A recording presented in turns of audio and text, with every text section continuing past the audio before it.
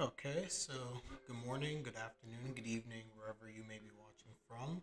This is Leonard, and here again with another episode review for Horimiya, looking at episode 2 this time. Uh, Definitely a really interesting episode that we saw here with regards to, again, progression between Hori and Miyamura, um, and a lot of interesting conflicts that we're going to dive into through means of this review. So if you haven't had an opportunity already, the live reaction went out, so please like that, take a look at it, comment. But likewise, as I said before, we'll be doing reactions and reviews for this series throughout the whole entire season. So definitely looking forward to doing that and seeing what happens in the next coming episodes as I am anime only for this. So, very interesting episode where it kind of starts off with a very light feel. We have Hori Miyamura kind of walking, and you have Hori just singing anime music. So, it's a little uncommon. Miyamura is just kind of like, why are you singing anime music? I remember during my live reaction, I was just kind of like, well, yeah, I love anime music too, but probably kind of biased there. But she highlights the fact that the only music she could really think of and just start singing is anime music because Sota specifically, that's what he listens to. In the case of Hori, because she's very busy, as we already know in terms of like her backstory, she probably doesn't have a lot of time to really listen to music and amidst the fact that, hey, I don't even know what's necessarily popular amongst people my age. And Miyamoto was listening in on that, so interesting plot point that kind of comes back later in the episodes we'll see during the review. But in this episode, we finally get to meet Horty's mother, which was huge. I actually didn't think that we would ever see her, or at least not until like later parts, like the series, like add drama or something. Just because we don't have a sense for what their relationship is, but we do know that she's a very hardworking individual, and as a result, she's not home most of the time because she's working. I think multiple jobs, but at the bare minimum, she's working a lot. So we're going to break this up into two, three, I'm going to call it three different conflicts throughout this episode. The first conflict starts off with Miyamura's first name, as ridiculous as that sounds as a conflict. But when we get introduced to Hori's mother, the first thing that she ends up asking is essentially, oh no, what's this boy's name who keeps coming over here? And Hori blinks for a second and she's like, oh, Miyamura. Mom's like, Miyamura-kun? And Hori is thinking to herself, like, I don't know his first name. It's kind of funny because I think we've all been there before where you don't know a person's name. You kind of like start listening in on people's conversations, trying to see like, will they say this person's name? And you can just kind of act like, yeah, your name all the time. Start casually dropping it in conversation to remember, and that's what Hori starts trying to do to the nth degree. So she doesn't want to go the direct route. She ends up going and like trying to like look in on like the boys' locker room to see like is anyone going to say his name. And it's funny because they all noticed her, and now she has the reputation of being a peeper. And as I was watching this, I was just like, was it worth it? Like why do you just ask Toru to like figure it out? They're like friends. And sure enough, that's exactly what she ended up doing. So good job, Toru. I was thinking the same thing. So she goes to Toru and she's like, hey, Toru, like what's Miyamoto's first name? And at the slight mention of Miyamura coming from Hori, all of a sudden Toru goes into PTSD mode. He's like, he's whimpering. He's like, oh, Miyamura. And it's funny because I was just like, he's still not over everything that happened. What ends up happening next is the fact that Hodi's mom is just like, oh, like you have the day off, you should invite him over. And Hodi initially is opposed to this. However, then she starts to think to herself, like, okay, wait a second. He'll tell his first name to my mother. So she agrees. Unfortunately for you, Hori, your mom is one step ahead. What she does is that she sends Hori out on errands, ends up having Miyamoto come over while Hori's out, talks to him, and then afterwards she ends up just leaving and she goes to work. So Hori ends up actually not finding out through her mom, like, what is Miyamoto's first name. So between this, she's getting like a bad reputation now because of like her weird tendencies when she was trying to find out his name, the peeping and everything. She's just like, you know what, Miyamoto, what is your name? Miyamoto, as you can imagine, could care less. He tells her his name. He kind of laughs it over, thinking like it's so random. Like this is what you're so stressed about.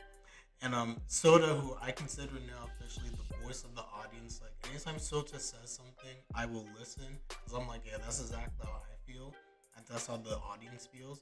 So he laughs at Hody and calls her lame for even obsessing over anything like this. Go Sota. And then insult to injury, Hori tries to kind of catch Miyamura in the act, just like, oh, well, you don't know my name. And he's just like casually, like, yeah, her name is Kyoko. And it just makes her look even worse. So this is a really funny start to the episode. I call it again the first conflict. Now we get into slightly more serious stuff. So we get into what's described as, I'm going to call it the second conflict in the story for this episode. Student council, specifically Sengoku, and his girlfriend Ayasaki-san, or Remy. So we get introduced to Sengoku as a student council president. Sakura is also there. She's the girl green hair who might be the vice president. And right away things just seem completely weird in this conversation with the two of them and Hori. So they casually go up to her and ask her to do work for the student council, get these stuff done, budget reports, and first reaction is like, Hori's not in this student council, is she? Like, that's not her job. And you even see Sakura feels kind of hesitant and like weird about it. But it seems like they've obviously gone down this route before of asking Hori for advice and for assistance. And Hori just kind of like went along with it. And I thought it was interesting because now you get to the scene in the classroom where Hori's clearly overworked, tired, bags in her eyes. And her friend Yuki, she's over there. She's just like, hey, it's kind of weird that, like you're defending the student council, like you're doing all this work. And I have the quote here. She even says the fact that specifically, it's still weird that they're having you do this important stuff. They're just using you. And that's exactly the case. So all of a sudden, Ayasaki-san, or Remy, she gets introduced into the story. We find out that again, yes, she is the girlfriend of Sengoku, the class president. And basically, Remy doesn't know what she's doing. She's almost like the student council mascot, the cute girl. She doesn't really do any of her work. And specifically, all the stuff that Hori's doing is exactly what Remy's actual responsibilities are. So everyone between Toru, Yuki, and Miyamura are just like, you're literally just doing this girl's work. She ends up running out. She gets the budget report. She collides with Miyamura, and she drops everything on the floor. But one thing in particular, Miyamura picks up. He's just like, hey, you dropped, this report. And all of a sudden, Remy's just like, nope, don't need it. Throw it out. She's in a rush. You can kind of see, like, I wouldn't say that she means ill. I remember my live reaction. I was a little bit like, oh, I didn't like her. Still kind of don't. But she gave us kind of like the up on airs vibe. Doesn't really care. I think she's just kind of scatterbrained and, like, she's just, like, all over the place. So I don't think she meant ill there, but that was definitely a mess up. And this, unfortunately, leads to the big conflict here, which is now Hori the next day is getting yelled at by the student council. And this is where all of a sudden, like, I felt myself getting, like, really upset. Like, the music changes, so you know that there is something really, heavy is about to happen.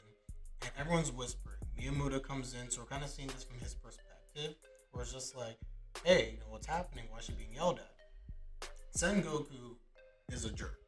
I'll say that very plainly, simply. Sengoku is a jerk. And regardless of the stuff that happened later on the episodes we'll get to, the way that he was acting the situation and putting on airs, he literally got to the point where he wouldn't take any responsibility. He even tries to take specifically the blame off Remy and the whole student council by saying that Hori should have realized that, hey, the materials that you gave to Remy, like, the budget wasn't in there. So it can't be the student council's fault because we never got the budget. Now, if you gave it to us, we lost it. That's a different story.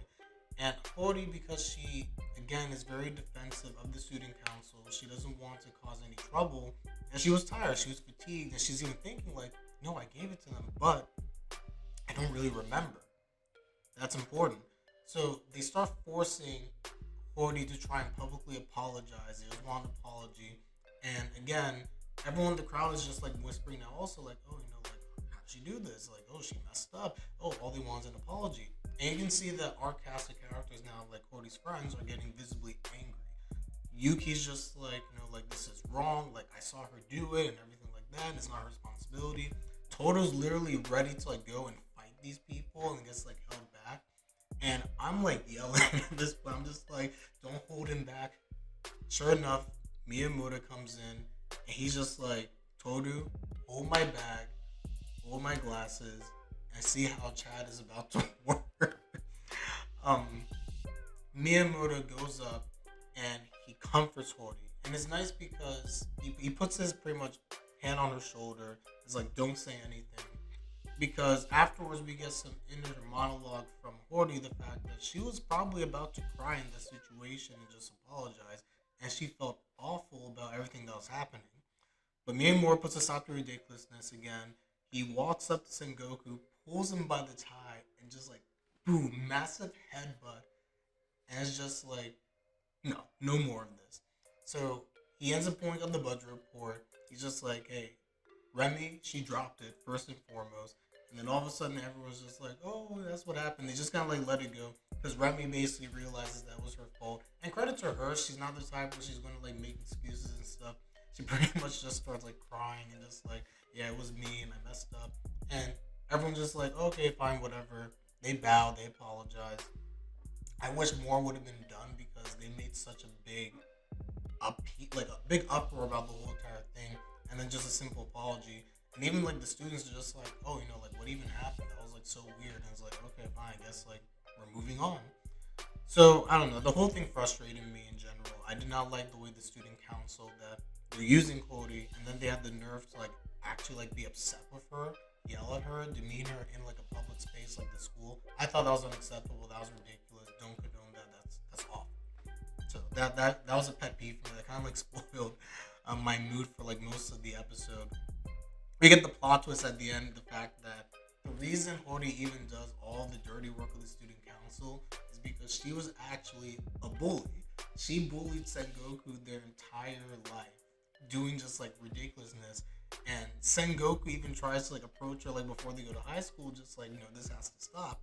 And I love this part where basically when he suggests that like stop treating me like a dog, Hori's just like, a dog? How hilarious you thought that way. That's not the exact quote, but it was just like it was just hilarious. So you can see that Hori's a savage. It made me kind of like, it took away some of the emotion from me where I was just like, okay, kind of deserved to some degree maybe what's happening. That was my initial reaction anyway. But again, after revisiting the episode and seeing the actions, like nothing condones like what the student council did. So I'm still very angry about that. But my respect for Hori went up because I'm just like, look at you being a boss. Hori's like the best character in the show, followed by Miyamoto. But I feel like Miyamoto, I don't know, I feel he's going to resonate with me just so much more. But I love Hori. Hori just makes me laugh. She's great. But Miyamoto's best boy, first and foremost. So we go into now the final conflict of the episode. I know the review might be running a little bit long, so I'm going to cut it here. But basically, Hori's birthday is coming up, and it looks like it's March 25th based on the calendar we see if you pause it during the episode. So they're getting close to spring break. Spring break is basically, if you recall, I don't know how many people are familiar with this, but in Japan, school usually starts in the springtime. So let's call it like first week of April as an example. So her birthday is either during or just before the school break, or maybe just a little bit after. And then they'll be third years officially. So to ask, when will it be that basically Miyamoto stops coming over? Like, he loves Miyamoto, he loves having him in like his life, that's Sota speaking. And of course, Hori feels the same way. But there's hesitancy because she starts wondering, like, yeah, like, I don't want this to end. And we're going to be third years. High school's over. What will happen after that? So it feels like there's a plot point that's going to really be set up. And that just got further emphasized at the very, very end. Where it ends kind of ominously, honestly. Miyamoto's thinking about, like, school year starting. He looks outside. There's a long pause. And I'm just thinking, like, are we going to cut to the ending? Or what's going to happen? And he's just thinking about, like, yeah, we're going to be third year soon. And the episode just kind of ends there. I have no idea what's going to happen.